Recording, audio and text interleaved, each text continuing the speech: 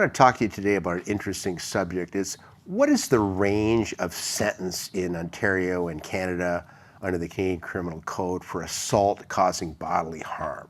Interesting question. There's a vast range of sentence. And, the first thing to know is that the maximum jail term if the Crown elects by indictment is 10 years. That's pretty rare. It'd have to be the worst case, worst offender in the world to get 10 years. If the Crown elects by indictment, the maximum sentence is 18 months.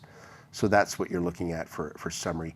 Now, what's bodily harm mean under the criminal code? Well, it doesn't take much to get bodily harm. I mean, bodily harm is any harm that's more than just minimal or trifling. So, for example, there's a lot of case law that says mere bruising is bodily harm. So that's how minimal it can be, up to like broken limbs and broken arms and that sort of thing. I mean, aggravated assault is quite something. These are much more serious injuries: wounding, maiming, endangering life, and disfiguring. So those are pretty serious injuries. But a brain injury, I suppose, could be not necessarily aggravated. It could be in certain situations if it endangers life, but it could qualify as merely bodily harm.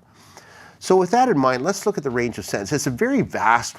There's a lot of sentencing options, first of all, for bodily harm. So if it's mere, say, just some bruising where maybe you punch someone and cause some bruising, and it's kind of an overcharge a little bit. The Crown, they probably should have charged this assault, but it is bodily harm if they stick to their guns. The Crown, you should probably be able to avoid a jail term. You might even get a conditional discharge in that particular situation. Now, moving along the continuum, most bodily harm situations probably range in the 2-month up to probably about 1 year range.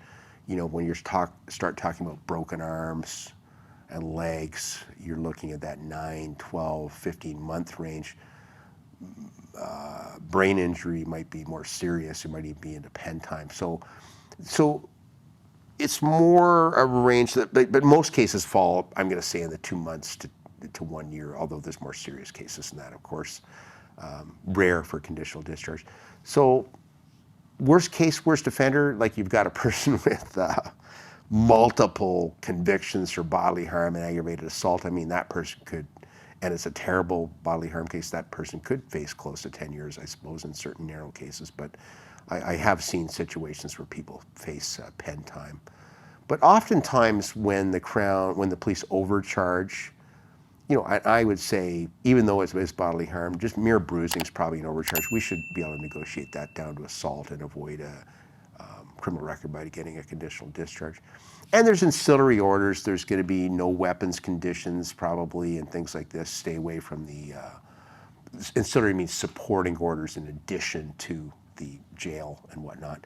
So, non-contact, no weapons, a DNA, you're going to have to provide a DNA blood sample and that sort of thing. And all these sort of things go into it. So serious repercussions, there's no question, and it's a serious offense that requires serious jail time. There's no question about it. And I've represented many clients over the years who didn't have a defense, and we're simply trying to negotiate the best possible sentence by getting them into counseling, rehabilitation, and convincing the Crown that they shouldn't go to jail for a year. They should go to jail for 6 months, as an example. That's the defense counsel's role when the client admits their guilt and there's no defense. And I can tell you 90% of practicing criminal law is actually negotiating resolutions and appearing for people to get the lightest possible sentence.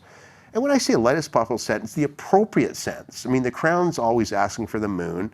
Defense counsel's, I'd love to ask for the Middle Earth, moon, Middle Earth, but usually it's something in between. Judges bring us to our senses, and oftentimes we arrive at a joint submission which is going to make sense too. And so there's often a middle ground, and that's appropriate. I mean, if a Crown attorney's asking for too much, a judge is going to look at them like crazy. If I'm asking too little, the judge is going to look at like me, I'm crazy. So you have to know the ranges, you have to know the case law.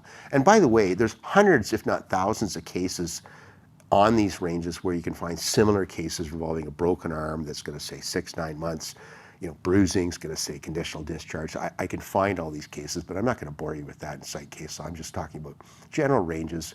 It's a wide variety right up from as I say, the bruising right up to, someone gets breaking every bone in your body. That'd be a pretty serious case. So there you have it, the very wide range available for sentencing for assault causing bodily harm in Canada.